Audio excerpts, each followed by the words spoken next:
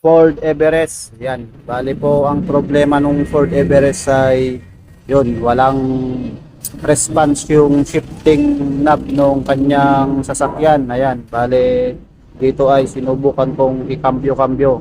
Pataas, pababa at paikot-ikot pa. So wala talagang response. So dito ay napansin ko na nadurog na yung kanyang lock.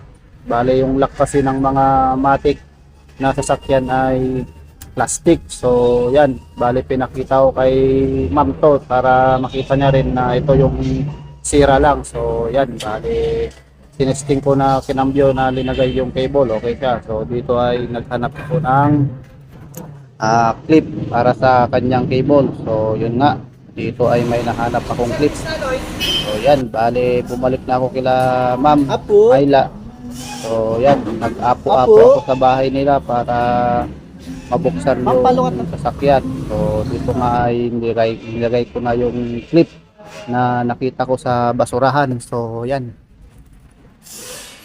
yung mga strap na kanyan, bali clip ko yan ng ball joint upper ng Toyota Innova or Fortuner. So yan, inipit-ipit ko para mas lalo pang tumibay yung kanyang clip.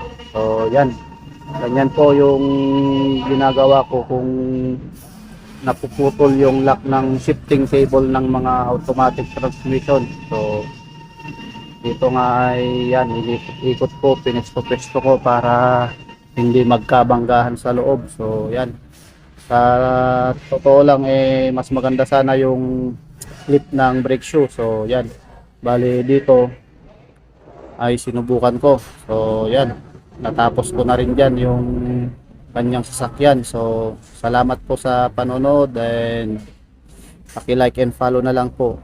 Thank you and God bless. Video ako. Ma'am, salamat sa tiwala. Good morning. Ay, thank you, Mayla. Okay, Ma'am Mayla, shout out. Ay, thank you. Thank you sa maayos na pagkagawa, no? Sasakyan namin. Thanks. Thank you, ma'am.